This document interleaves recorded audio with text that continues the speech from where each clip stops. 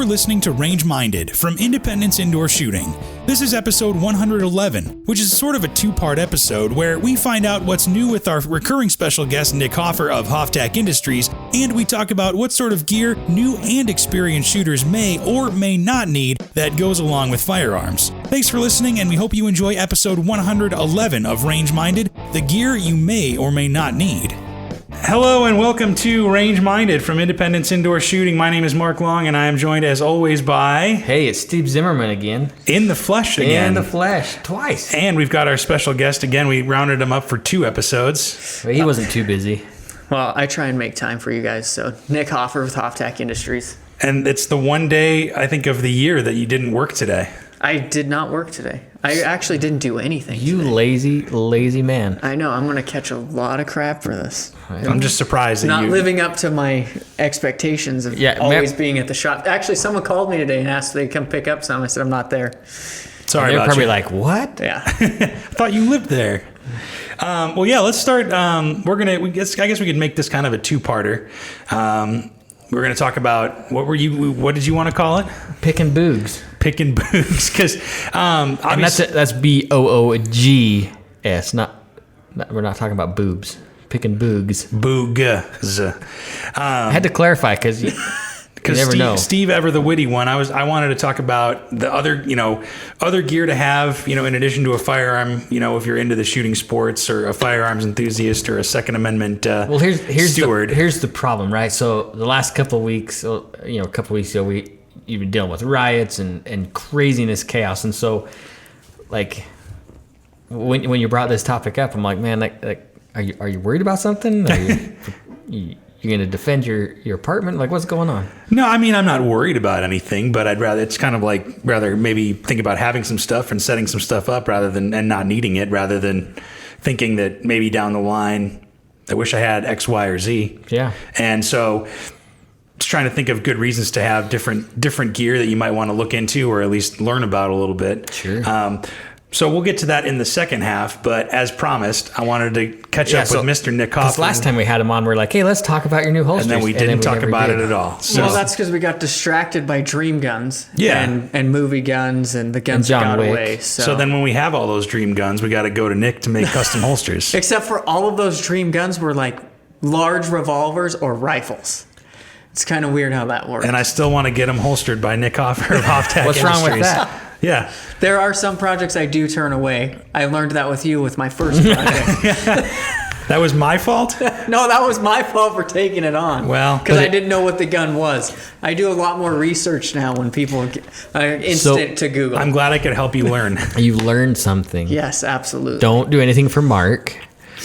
No, I'm just going to get him to buy a Glock. Yeah, well, I'm going to get him to buy his first Glock. I'm not against it now. And how you do not own a Glock yet, I don't understand. I don't know. I was looking in the used counter for a Glock. I didn't see one. Yes, because there's... That's because they're all sold because they're the best one to buy. Or Steve bought them. Or Steve bought them all. Or he sold them for next to nothing. I could have bought a 43 today, but here we are. Oh, well. Well, I'll have to keep an eye out. I'm not against a Glock. I mean, the more I think about it, the more it seems like a good idea to have a Glock. Says the Walther man. Says the Walther man, yeah. Well, there's practicality, and then there's preference, and then there's functionality. Dream guns. Yeah, and there's also every accessory known to gun owners available for that gun. Yeah, it's like the Jeep of guns. That is true. Or Honda Accord. Jeep or Legos. Like there's so many things available. So yeah, but to be fair with my Walther, I didn't need to add anything to have it be great.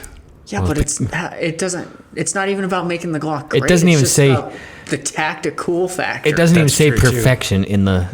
Exactly. Yeah, so what good is it? Yeah.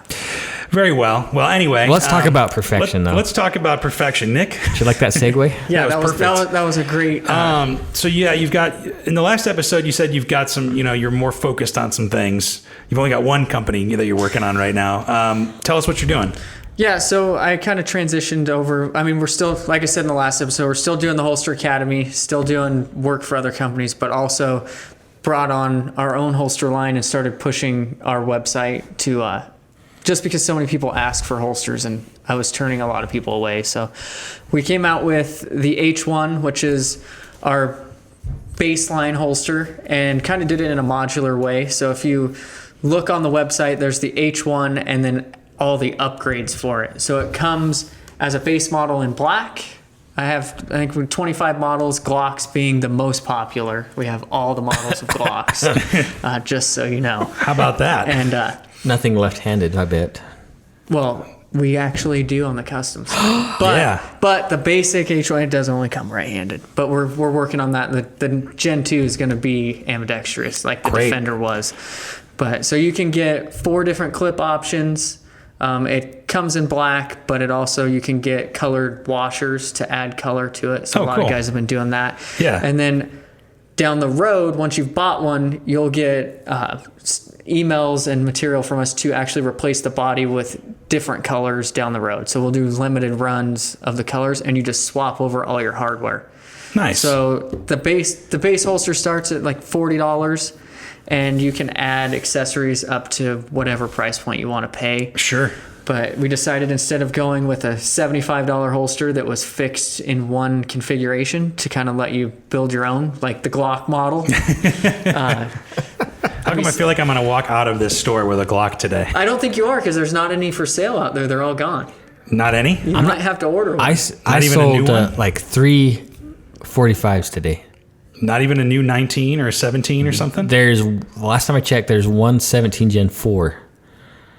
But that's the only 17 in the shelf. See, I want to get one of those 45s. It's cool. I want one too. Yeah, I want one. So maybe that's what Mark should buy. A 45? Yeah, you should buy the Glock that we both don't have and want. And then I could sell it to you. That's the last one out there. And then I could use that to buy even more Glocks. I just picked this up. It's brand new. Yeah, you guys didn't jump on it. We talked about new used. Once you purchase it, it's not new anymore. I want to return And it. you do realize, like, Well, if I don't use it, I'm going to return it. I've bought lots of guns from people, and I know how to lowball. Oh, I'm sure you're very well We'll wait versed. till you really need to get rid of it. When I haven't used it. Yeah. Well, no, that sounds like with the holster, you've got it. You can make it sort of custom, but you've got a kind of a base around it.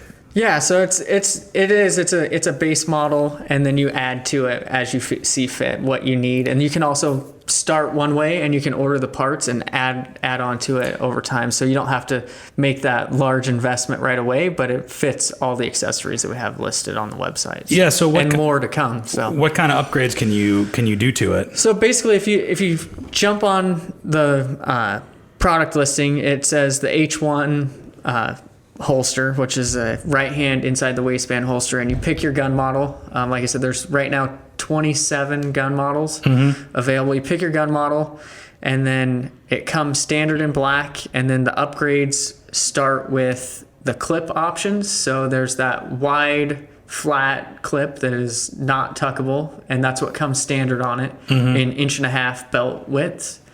Or you can upgrade to 1 3/4 belt for that. But the way it comes is it comes completed, and then if you upgrade the clips, you just get an extra clip with it. So it's not and or.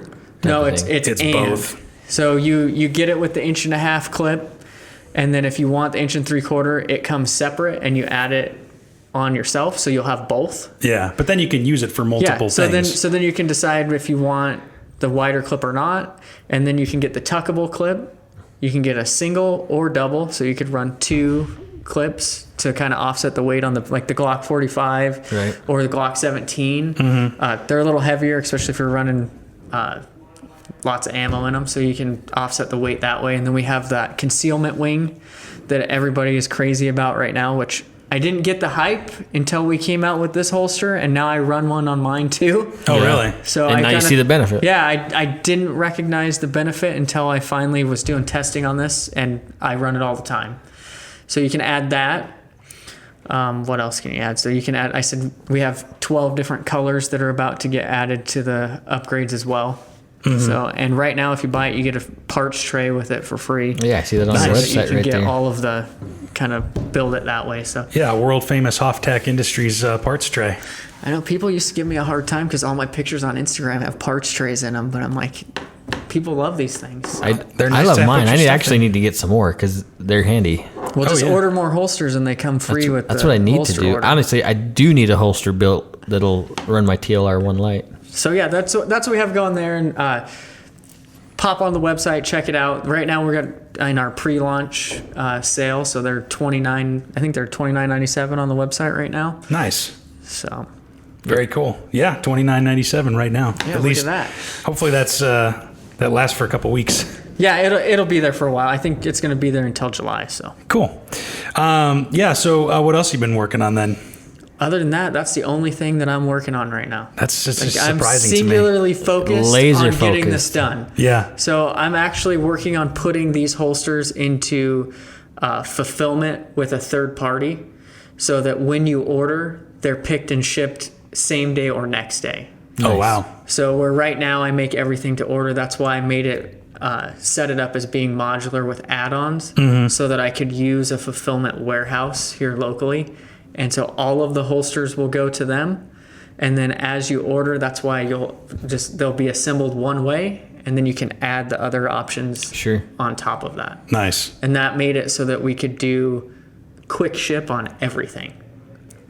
Nice. So, yeah. That's awesome. Yeah, I mean, it makes sense to have kind of that modular upgrade kind of thing, because you don't wear the same thing every day, or maybe you have to go into work, and have to switch how you carry. And I don't necessarily see it as like switching it up all the time, but I see it as trying to find what combination works best for you. And fits so for even you. me, who has carried the same holster forever and know what's comfortable for me, when I started with this project, I tried every variation. And I've slowly added the configuration to where it's the best for me, because I carry a Glock 19, and I've found the perfect combination of the clip and wing and retention that works for me. And on top of it, I've also started a series to show you how to modify the holster body itself to make it the most comfortable for your body type. Interesting. So I have no problems with people chopping them up and sanding them and doing whatever they want. I'll show you how to do it if it makes it more comfortable for you. Right on. That's cool. Yeah. The problem has come with, I can't design something that works for everybody. Everybody, correct. Yeah, I don't think anybody can. So we've gotten the price point and the clip options to the point where, just modify it however you want, and we'll do the best to help you out. We guarantee the product.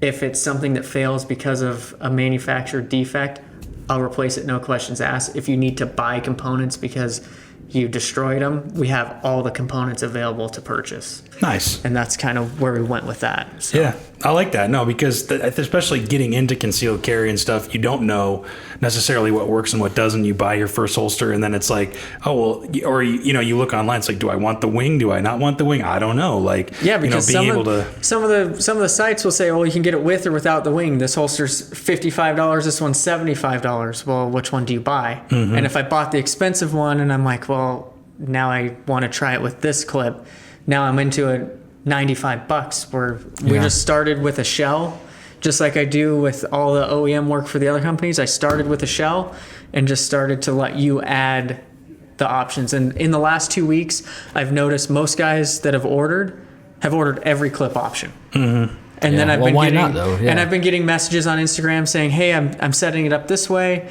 and I don't know that I like it, but I have I'm like, okay, well, try it in this configuration and try this. And I've been going back and forth with people. So yeah. Well, I think it's awesome, because I know, when I first started my journey with concealed carry, and I know it's this way with other people, you end up with a lot of different holsters, and just like you're saying, why not have something that you can mix and match and fit for yourself with? Yeah. Because it is a way more affordable option than buying, I want this, and then maybe a Milt Sparks. Maybe I'll buy this crossbreed. It just doesn't work. They're all, a lot of them get up to $100, $120 for one holster. And if you don't like it and you never use it, you just blast it $120. And it's nothing bad on those other companies, because there's a lot of great holsters out there. The difference too with my company is that I cater towards new shooters, new to concealed carry. So if you have questions, I'm there to answer it. But a lot of those holster companies that are $75, $80, $120 for a holster, they're catering towards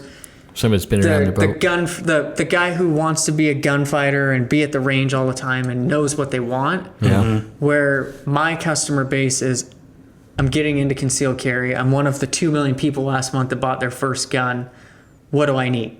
And so I can answer the questions, but I can also say, okay, try this in this configuration. And then if it doesn't work, then we can change it up until it gets to a point where it's comfortable for you, instead of having to buy 5 holsters set up in one way. And that's true too, because I think you're in a good position, because it's like it either is like $15 or $600. Yeah, like there's no in between. It's not just like it's not a gradual thing. Like I really do want a gunfighter belt that's got all the cool gadgets and places for every stinking mag I own. But when I get to that point where I want to do it, it is like $400 to $600 to get exactly what my setup is. And it's not fair for a lot of the new shooters. Like I say, we got 2 million new shooters just last month that don't know the difference between those options, and they can easily, they could use that money on training or another handgun or something, instead of just getting to where they can carry a gun that they bought and comfortably carry it everywhere they go. Yeah, and so the education is big behind it. So like I said, I answer every message that comes in, and I'm fielding phone calls all the time. But Instagram is where we're really big, and I answer. I think last week we did like 1,000 messages on Instagram. Wow! But like, you can go on there, grab the parts that you want, try it out, and then you have the parts if you decide down the road you want to try it in a different way, or you've come to a point where you need to tuck your shirt in, so you can change the clip and do that. Or as new components come on the market that we want to offer, I make sure that they work with the existing holster bodies that we have out there. So yeah. In fact, I think I was telling you, I'm working with a company that is in the truck industry, and they wanted a truck mounted holster. And so instead of designing something totally new and replicating what was on the market already, I took our H1 and created an attachment that you could take the clip off, add this attachment, and mount it into your vehicle. Wow. So that's what we're working on right now. So nice. Instead of another $80 holster, it's a $20 attachment that attaches to what you already have. Right, and it's what you're used to, what you're comfortable with. And then if you decide that you like it, you can buy another body and leave it mounted in there. Right. But if not, you can take it back off and put it back on your body. Yeah, I think that experimentation is really, really that innovative thing where you can get comfortable with it, because, new shooters, especially, or new concealed carries, if you're not comfortable, you're probably not going to carry, and that defeats the whole purpose. That's exactly it. So. And I think that's the hindrance to a lot of new carriers is the comfortability. Right. And because finding a holster, comfortability. Comfortability. And it's not hard to find a holster, right? Like they're everywhere. You can find all sorts of different holsters, but I'm fat, and sometimes finding one that actually fits the right ride height, because the official carry method on the Range Minded podcast is appendix carry. So it's got to fit just right between the old muffin top and where it belongs. So it's got to fit where it needs to be. Yeah. Well, we have a solution to that. Lose weight? Or I was going to say go to the gym, but I guess that works too. Yeah. That's the result, and that's the action. Go to the gym and don't eat so much. So here's my solution is just buy another gun, and if it fits, it fits. If not, He just keeps going smaller and smaller. Pretty soon he's going to have an LCP 380. No, I'm going to go those little 22 Magnum revolvers that. And just forget it's there. Perfect. Love it. Cool. Yeah, I'm glad you're doing well. Glad that's exciting. I think if I were right-handed, I'd be all over it if I had a Glock. But now, you know what? We always have something for you, Mark. You know what? If I'll buy a Glock 19 and I'll be your left-handed beta tester. How about that? Well, I just did 2 of them for other people, so you're late to the party because you haven't bought a Glock yet. You did that totally wrong. You got to make it sound like he's the first one. No, because I know, he's brutally honest. Yeah. That's how Nick rolls. I know that if I'm like, sorry, you missed the party, he's gonna be like, well, I guess I better catch up. Better go buy a Glock 19 right now. What he's gonna end up doing is gonna buy some obscure gun off Gunbroker and say, hey, can you? He's going to do that just so that he can be the first one. So I bought a Makarov, right? And I want an ankle holster for it, but I want it in Kydex. At least it's not like, hey, I got this Jennings that I bought from some guy. It's only $20. It's no big deal. I got it at a pawn shop. Real good deal. This High Point has a light rail, and I found this cool light at Walmart. So my question for you is, now with all these riots, what kind of gear are you guys carrying? Oh, look. Now he's actually... Look at that segue. That's perfect. Yeah, that's the segue right there, because and not even with riots and stuff like that, but a lot of new people are buying guns, and they're probably just buying the gun, and that's it. And putting it in their pocket. And there's way more to it. There's a good belt, a good holster. So I thought we could just go over a couple of those things and maybe get a little more advanced. Yeah. And talk about, maybe the reasoning or why you would want to consider looking into it. Yeah. You have this look on your face that you're... He just agrees so much that he's speechless. Now he's thinking something. What are you thinking, Steve? So this avenue can go really, really deep, because there's a lot of stuff. My first place that I go to is I think of some of the guys that I actually see coming into the range. These cool tactical guys. So before you get too deep into this, are we talking people who are just starting, or are you talking guys that have been doing this? Well, I don't want to talk about the tactical Timmy guys, but that's what the first vision I had in my mind was you get these guys that almost join the military and have all the cool gadgets. Oh, you making fun of me? Hey, I almost joined too, right? So I get that all the time too, and people coming in with their first gun and asking how they should carry it, and it frustrates the heck out of me that the store didn't catch them first. But at least they sent them to me. And at least they asked too. So I get that a lot, and so I've done some belt setups because I like the idea of having the gear ready to go. There's a difference in your everyday carry and maybe your range carry, and I'm back to the truck and I want something more than my Glock 43. Well, and it is a different scenario. If you have a rig, then it's not the same as concealed carry. Exactly. Right. That's a purpose. So I approach it like this because the people that I think that we're talking about, I approach it of you have your everyday carry and you have your range carry. Mm-hmm. Your range carry is probably what you would go to if something was hitting the fan. Yeah. Right. So your EDC, your on-body, all everyday carry is probably your defense carry, and then you have, okay, shit's hitting the fan, I'm putting on a belt. Right, and that's what I was kind of getting at, from the basics all the way to the boog. The boog setup, as you so nicely put it. Picking boogs. Right. Did you know? Sorry, this is a side note on the term boog, right? Yes. So the less friendly to the Second Amendment government side of things, they actually consider that almost a domestic terrorist term. It's a trigger word now, I think, isn't it? Can you believe that? The Great Boogaloo. Oh, it's a bunch of white crazies going out and shooting. Stupid. Anyway. Well, what's interesting is educated me. I had no idea. It's just a joke. It's more like just a joke. It started as a joke name now. That's the thing. But it started as a big joke. Right. And it is just funny people are freaking out how now the people about it. freaked out and carried on. So let's go down this rabbit hole a little bit. Yeah, that's all I wanted to do. Yeah. So it's not like we're going to pick out ballistic helmets and stuff tomorrow. Though I do want one. See, but why is what would you use it for? And why? It'll probably just end up in a box in my closet and never get used. Do you have night vision? Do you have nods to put on it? Yeah, people are going maybe because I do, and I think that's a great idea, and I think you should go all out and get Team Wendy when you go buy a helmet, Wendy's. He's always thinking about food. I am thinking about food. I just saw they have this new coffee. Whatever that ice cream thing is. Frosty? Yeah, they have a coffee Frosty, pour coffee in it. Oh, wow.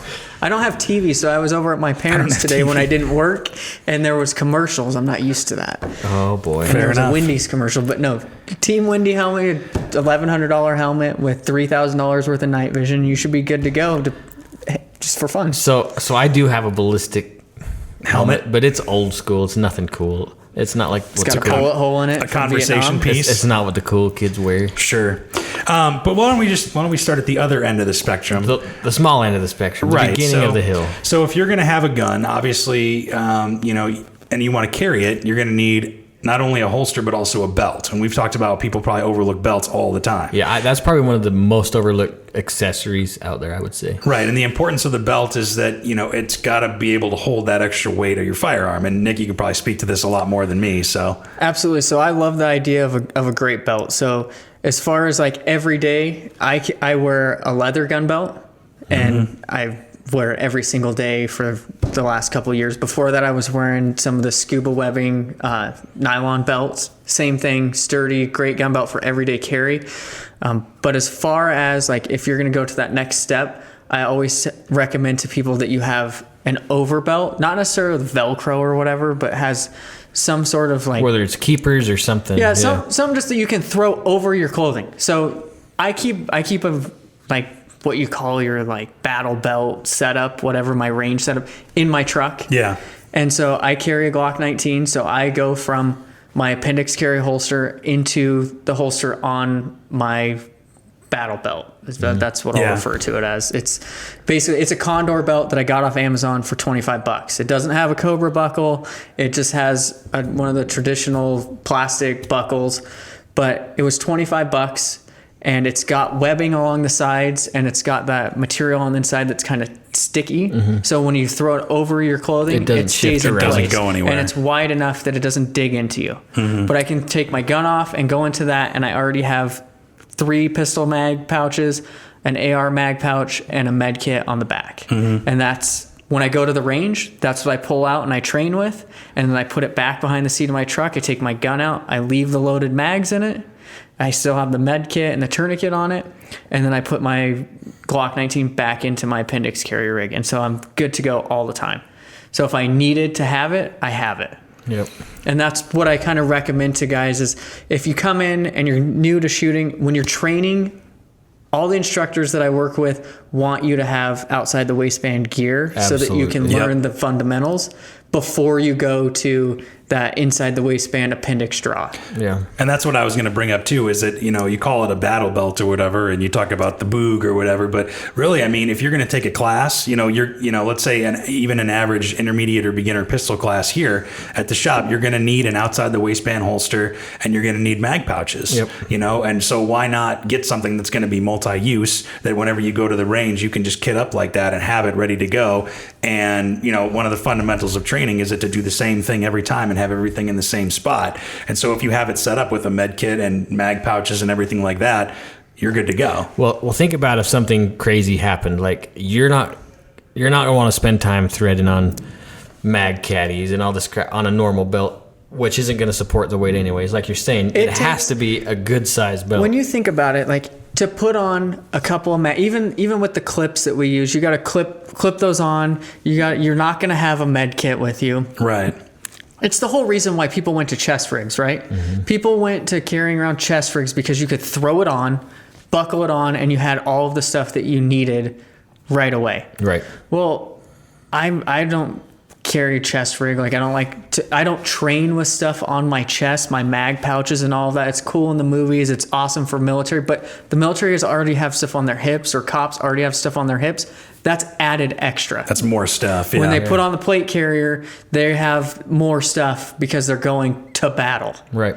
Well, for us normal citizens, like the battle belt or the range belt is more ideal in my mind because I can throw it on, I can go to the range, and I can train. I have that med kit in the very back because if something happens on the range, I've been on the range where shrapnel or whatever. I've never seen anyone shoot themselves on accident, but I've seen crazy injuries. Things can happen. Yeah, crazy things can happen. So you have that, but not only do you have it for when you're at the range, but if you're going to carry it in a situation like what's going on in the world now where you have to throw on something, you've always had that there. It's there. And you have the one AR mag pouch. You have the 2 or 3 pistol pouches, and they're always there. Always in the same spot. And if I'm going to carry an extra mag for concealed carry, I have that first mag is in the same position that it would be on everyday carry. Right. So I go from there, and then once I go outside the waistband, my holster is only a couple of inches different from where I carry. And it's just it's a mental transition that you're aware of all the time. Yeah, and the smoother that you can make that, the better More your efficient, results are going to be. absolutely. Yeah. So the belt, and I think having like a battle belt, as you call it, I think is not that far of a step to have, especially if you're going to the range, to train or taking a lot of classes. And it doesn't have to be expensive. Like I said, like I use the Condor belt from Amazon, and I sell this to a bunch of people. Like I give them the direct link to this because I'm like, this is all you need. Yeah. Get this, and sometimes I'll just order it for them, and I set it up as they are leaving, and I'll set it up exactly how they want it. But In total, I mean, we have our H3 holster that's coming out soon that is made for that. And with that holster, the belt and the mag pouch, the entire setup, minus the med kit, because it just depends on what med kit you go with. There, you can be into that whole belt setup like $250 or less. Which is a holster on some of those big. Yeah. I mean, even a Safariland holster is what, $90-some? Yeah. Depending on what you're getting, holster. So you can get super expensive. And you can get belts that are $100 to $150. Yeah. And that's just for one of those. I mean, the Cobra buckle that they use on most of those is $25. Yep. Just for the buckle. Just the buckle, yeah. That Condor belt that I'm talking about, it comes with the plastic buckle, and the whole holster itself is $27. Or if you upgrade to the Cobra buckle, it changes the price to like $65. And that's all in the buckle. And to me, there's no need for a buckle that can hold 1,200 pounds of pressure. Yeah. I mean, I'm not repelling with it. I think that's one thing that to consider is before you start going out and buying all the Gucci gear or whatever, is to think about what your situation is and what you're going to be doing. And what works for you. You're not necessarily going to battle or whatever, even with riots and stuff going on, you're not going necessarily to battle. And if you decide that you need that, like, I spend money on things all the time that are not necessary, but for people who are getting started, like, it's not necessary. So I don't recommend it. But I always say, if you want it, it's there. Yeah. And you can replace it down the road or whatever. But if cost is the issue and the reason why you don't have a range setup, here's how you can get into it and be going. And I think, I agree. And I think right now is a good point while we're talking about it. Like, we're not suggesting that you need to get ready for some crazy. Not at all. Yeah, that's not what we're suggesting. The primary objective of this belt setup is for the range and training. Yeah. If it ends up that you need it for another time, you there. already have it and it's there and it's something you've already trained with. You're already prepared to deal with that. But you might need that med kit because somebody cut their leg open on something, but at least you have it now behind the seat of your truck or in the trunk of your car. You have no idea belt. You don't know what you're going to roll onto. You could be driving down the highway and there's a car accident and you need a tourniquet. Like, you just never know. Yeah, well, and that actually leads me to my next point, which we've talked about before, and we've done a whole episode on an individual first aid kit. But that's something that, if you're going to be getting into shooting and doing a fair amount of shooting or training, or even something happens or whatever, then you're going to need an individual first aid kit at the very least. Well, and I think we could even go right down the aisle and say you don't have to be a gun person to carry a med kit. And if you haven't taken, my most favorite class I've ever taken was a TCCC class. That has been the most favorite of mine ever, because it took me out of something that I would cringe at wounds and like, that's just I don't want to have to deal with it. To going from there to like, the human body is amazing. And you guys can't see this, but Steve's getting extremely excited. I really do. Like, the mic, I geek into it. Like, it's language. cool. Like, that was the funnest class I've ever taken. And you don't have to be a gun person. You could just be a hiker, or you could just be a business person. Like I'm saying, you have no idea what's going to happen. Even before I carried a gun, I carried a med kit. Yeah. So I was an EMT when I was on the fire department, so I always had a med kit in my truck, but I had like this bag of stuff, a big bag. But it was before I knew about personal med kits or IFACs and stuff and I never actually, I had a tourniquet, but it was in this bag of stuff. Well, now I realize from some of the other training I've done that the tourniquet could be the only thing that you carry and you can be okay. And it's a game changer. It could be life or death to somebody or yourself. So I always tell people, if you're not going to carry anything other than a tourniquet, at least carry the tourniquet on that belt or somewhere in your car, just in case. Yeah. But learn how to use it, because you could save or destroy a life. Yeah. Yeah, there's some places you're not supposed to place a tourniquet. So necks are one of those places. Yeah. Any kind of head injury doesn't work very well. But I mean, the training to go along with it, but also, a med kit is important to carry, and that's going to be dependent. Not dependent on wherever you're going. That medical knowledge can travel anywhere. Yeah, it goes across all professions, and it doesn't matter. Yeah. So outside of the belt, so we talked about the belt. I think it's important for range carry, but I also think it's important if you are going to carry something because you think stuff's going to happen, having that, what we call battle belt. It's not really, I mean, it's just what it's kind of a generic term. Right.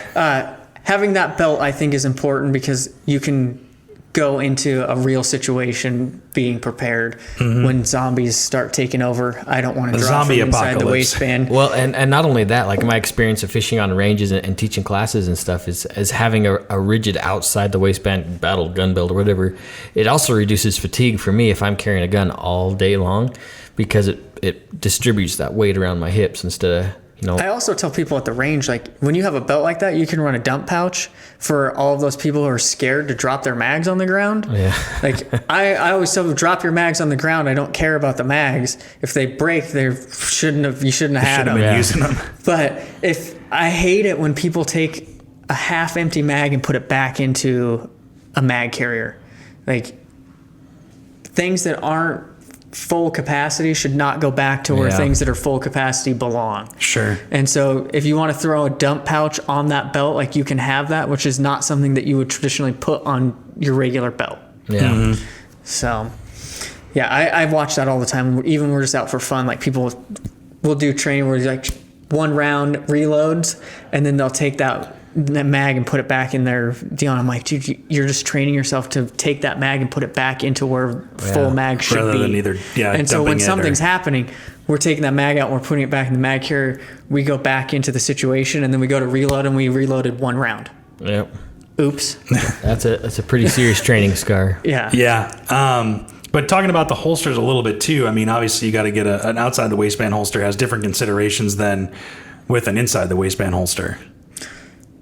Where are you going with that, I guess, is the question. Do you agree or disagree, or what do you think? I mean, the safety of repetition on an outside the waistband holster is different, but also when we get further into this, if we're wearing body armor or jackets or large shirts, outside the waistband makes it so I don't have to bother with anything I have on. And like, our H3 is offset from the body, right. So if you have body armor on, or you have a chest rig bypass some of the or other a jacket, stuff. It puts it outside of all of those obstacles. So you're not pulling up your shirt or having to look inside your waistband or do any of that stuff. So yeah, outside the waistband is a different situation than inside the waistband. Well, and having a holster that projects out a little bit farther is not something you appreciate until you've worn maybe a plate carrier or something like that, and you realize that in a hurry, it's very difficult to bypass all that other crap you're wearing to get your gun deployed. Yeah, because you have an extra 2 to 3 inches added to your body around you, and when you have to reach in now, where if you have an offset holster, now you're just reaching straight down. And that's why when you see like duty belts for officers or military, like, they're offset so that you can straight down bypass the armor under your arms or whatnot. And it is, it looks kind of goofy, but it is totally Steve worth talked about fatigue, like when you're having to reach in and reach down and do any of that, like that repetition fatigue sets in, and you don't get that when you have an offset holster like that. Yeah, absolutely. So we're talking about body armor. What's your thoughts on plate carriers, soft armor, hard armor? You could spend an episode just talking about, I just want a sheet of Kevlar or something that's molded. I mentioned we're talking off the air. There's a company called Angel Armor that is extremely lightweight, but it's just not available to civilians. Yeah. So, I mean, you could go all sorts of different places. I have some heavy plate, and it is a pain in the butt to wear for very long. It's just too much. Sure. And it makes you appreciate the guys in the sandbox that are actually fighting and wearing it all day long. Yeah. But you don't have to go that option. Like, there's Safariland makes some soft armor that, handles up to, I think, 357. You're not going to withstand any sniper fire, but if you're in a place where there's sniper fire, then you've totally changed everything. Like, I don't think my training we do not have that training, and you shouldn't be in that anywhere where there's sniper fire, and you shouldn't have to be there. Yeah, well, I mean, that kind of begs the question then, as a regular, not necessarily a new shooter, but as a regular shooter or something, do you even consider having body armor or a plate carrier or anything like that? Or? I don't see it as a priority for novice shooters, because I don't either. I think it'll start to overwhelm them, right? Sure. If they think they need to get outfitted with this crazy amount of gear, then they're already in the wrong mindset of just being a standard concealed carry holder. They're thinking too far, and almost maybe even in a nefarious place of thought that they shouldn't be. I 100% agree with that. And I think once you start getting into some of the more advanced gear, you start getting into a mindset of putting yourself into a situation that you should have tried to avoid. Well, we just talked about the lack of if I'm in a place where there's sniper fire, my training's wrong. And I think that's the delicate thing we have to be careful of, is like a lot of people are worried about their own lives, which is completely fair and honest. Like I totally understand putting a ballistic panel in my kid's backpack. Like I totally understand that for them to carry to school. But if it's like, well, I need night vision, I need a ballistic helmet and a plate carrier and I think we talked about that in the beginning. I was like, yeah, I have Team Windy helmet with night vision, but that's just because I think it's cool and I use the night vision when I go out like coyote hunting. Yeah. But like I am not busting into a house and needing to throw on night vision. And even when I like have trained for like home defense, night vision doesn't come into my training. I use a flashlight. Yeah, and you're not going to be throwing on a chest rig or something and like I'm that. I'm not getting my nods out to clear my house. Like, first of all, I'm going to my main priority is my family, not how cool I look when the bad guy sees me. Yeah. So, well, and I think you brought up a good point of you come up to that line of, okay, protecting your own life and limb and your family's life and limb, and then going out and either looking for trouble or making a statement. Yeah. And that is kind of a blurry line where, but then to Nick's point, you could just have it to be cool, just because you think it's cool. But and I enjoy having all the cool gears and gadgets. Like I am a gadget freak. Yeah. But I don't walk around and I don't condone like the guys that carry the AR around their shoulder just to make a point. It's almost the same level if that's why they're buying it, just to walk around downtown Boise to prove a point. Then we're already losing the argument because there's no reason for it. Right. Well, and you could even go as deep as like if you're putting on a plate carrier, you're obviously making it aware that you have on body armor. Mm-hmm. So now you've made other parts of your body a target.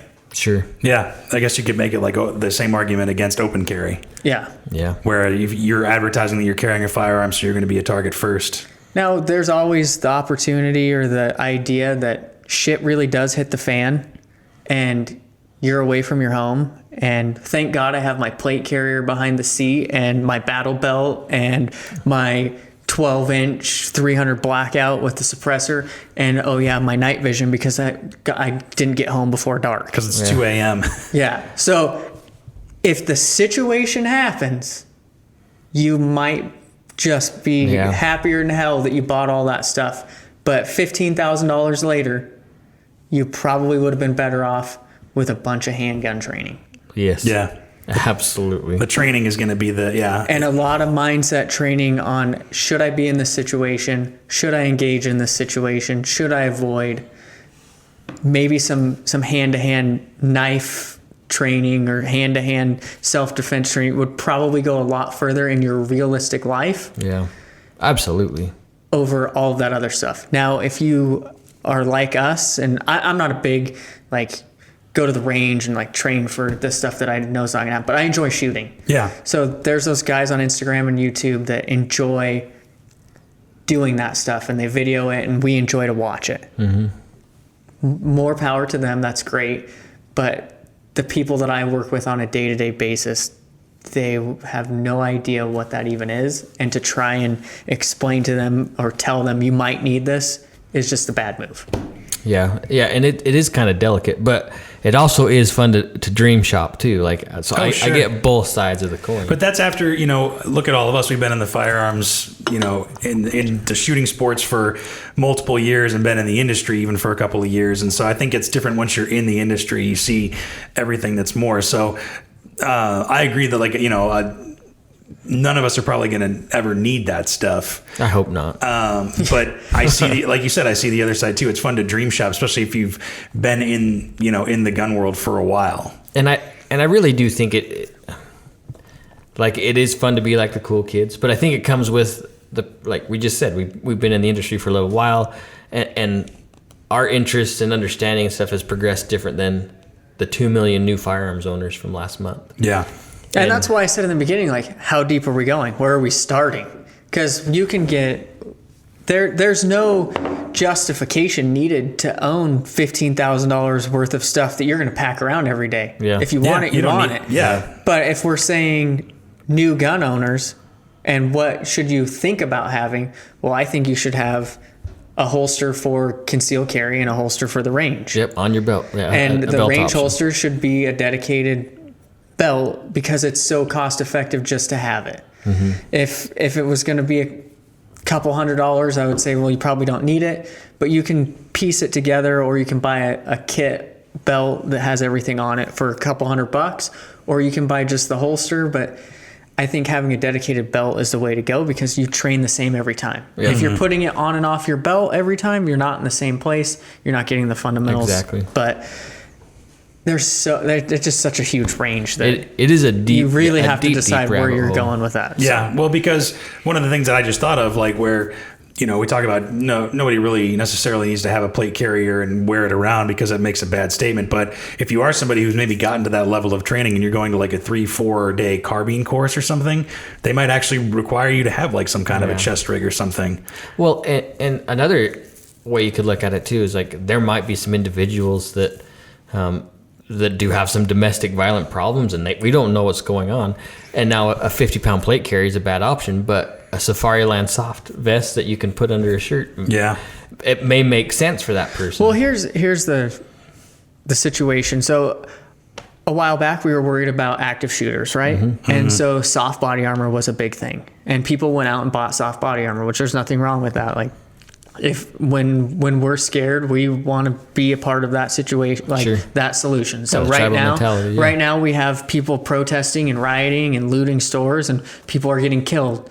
Well, the people that are making a statement and walking around with ARs and deterring people from looting, makes sense right now. That makes sense right now. Yeah. So you throw on a plate and I'm not going to lie. In that situation, you're damn right. I'm going to have my arm on. If I'm defending my business, I'm going to throw my plate carrier on. I'm going to throw my belt on, and I'm going to stand there and make a statement saying, I'm prepared to defend my stuff or this business's stuff. So it makes sense.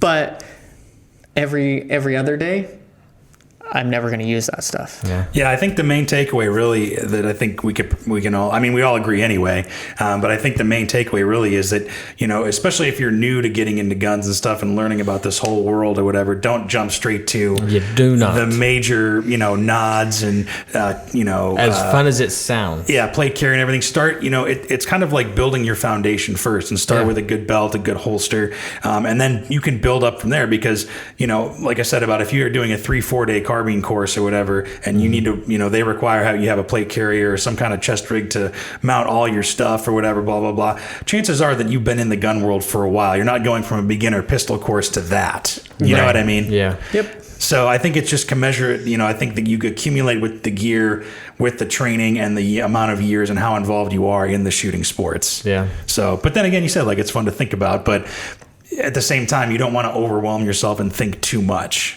too far into it. And you definitely don't want to get overconfident. If you don't have the training and you have all that cool stuff, you have no idea how to turn your nods on or which way the helmet faces. You've completely wasted all that money and time. Yeah. One of the things I did want to bring up too is safe storage, just depending on your situation. You know, maybe a lot of people don't think about that. They either throw it in their nightstand or, you know, depending on their situation, if they're in a house or apartment or whatever, if they have kids, you've got to think about where you're going to store that firearm if and when it is off your person. Sure. And it's not like there's one of us in this room that may have many, many safes at the bottom of a lake somewhere. the underwater safe underwater complex. Safes. Yeah. So you're right. And you need to be better if you do, or you plan on doing that kind of stuff. First of all, you got to store your gun safely anyways. But if you have any of the other cool stuff, you probably should put that in a safe place too, because it's expensive and you don't want anybody else ending up with it. Yeah, and that's just, I mean, anything that's valuable, anything that you've got, you know, if you do have a $500 plate carrier, you do have $3,000 nods or something like that, you want to make sure that that's secured in a way that you can get it, but unauthorized people couldn't. And that goes for firearms. I mean, that's kind of where I went with it, was just storing your firearms safely and away from prying eyes and ears and little hands too. I think that kind of goes back to an episode that we did before about staging guns and storage of guns. Like we talked a lot about that in that episode. And I think that obviously storing guns in safe places is very important. The gun that you're carrying every day, you might have the nightstand safe, or you might have the Hoftac safe, or one of those strong boxes next to your bed. I know I'm notorious for keeping my gun out on my nightstand, but that's because when I'm not laying in bed next to it, it's on my body. Yeah.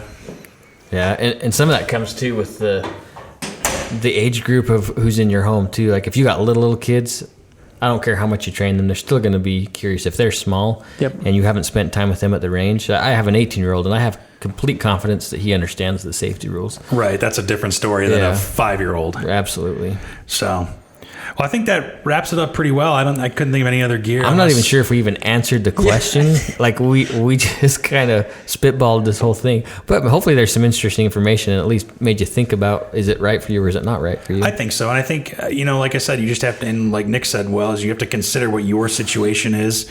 And, there's not going to be one size fits all for every situation. Your concealed carry gear isn't necessarily going to be your, your range gear. Yeah. And so on and so forth, going further down that rabbit hole. Yeah. So I think this definitely opens up the conversation for what gear should people just getting into carrying a pistol have, or carrying new gun buyers have, opposed to, okay, now have been in this for a while.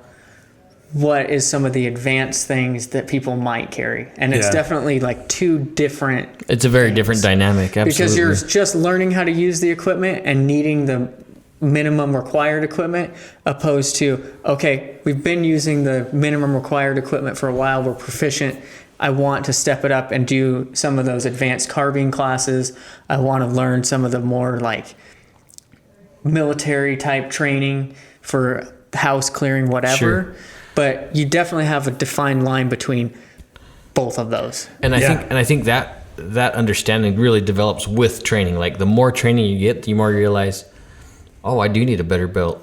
Oh, I need something that I can carry several AR mags, especially if I'm taking this class with so-and-so with this carbine class. And that's where, like, with our conversation about that holster that I was talking about, like, you start with the minimum required equipment. Yep. And then you can add to it as you learn what you want and what you need. So as far as the belt setup goes, you can start with what I tell you need, or you can start lesser and build up to what you want. Sure. Yeah. Start with the basics and then let the needs of your training and your, journey into firearms dictate what you need. Because if the only gun you own is an M&P Shield, you probably don't need. Yeah, you're not going to set up a huge rig for it. Yeah. Yeah, that's a good point.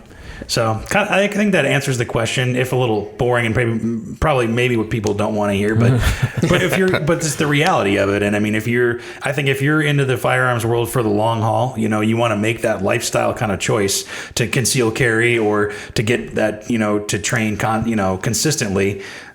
That's going to be the right answer without, spending too much money or getting overloaded with information or, thoughts about what you're going to get next. And again, I think with that, the more training you get, the more your mindset changes and you understand the reason of the why. Mm-hmm. And you have a foundation on which you can build. Mm-hmm. So yeah, I think that answers the question. Sure. We're through 50 minutes of spitballing. Yeah. So, but again, coming full circle to why the H1 holster is a thing. Absolutely. And H3 holster coming soon for outside the waistband. Oh yeah, I'm actually excited about that. I've been posting a little bit about it, and I've had quite a few people try and order it. They're like, "It's not on the website." I go, "I know, it's not ready yet. It's pre-production. Like these are samples. I'm testing out to see what we need to change before I sell it to you and have to sell you the next version." Right. Well, I know a guy. So, well, Nick, why don't you tell us where we can find Hoftac Industries? We can check everything out and get a holster if we want. So social media, Facebook, Instagram, at Hoftac Industries, and then website is hoftac.com, Hoftac. Perfect. And if you're not following on Instagram, you need to get on there, and you need to get a bunch of buddies to follow him too. Yeah, and if you have any questions, just DM him. He does 1,000 messages a minute. I've been answering Instagram messages actually while we do this, and it's like 9:30 at night. Yeah. So anything we missed, maybe you disagree with us, maybe you have some points that we didn't catch, podcast at iishooting.com, and you can find us on Facebook and Instagram at Range-Minded Podcast. Nice. And we do appreciate your follow as well too, so Please. All right, it was great to be here. Thanks for having me again, guys. yeah, thank you again. We'll talk to you guys soon. See ya. Behave yourselves.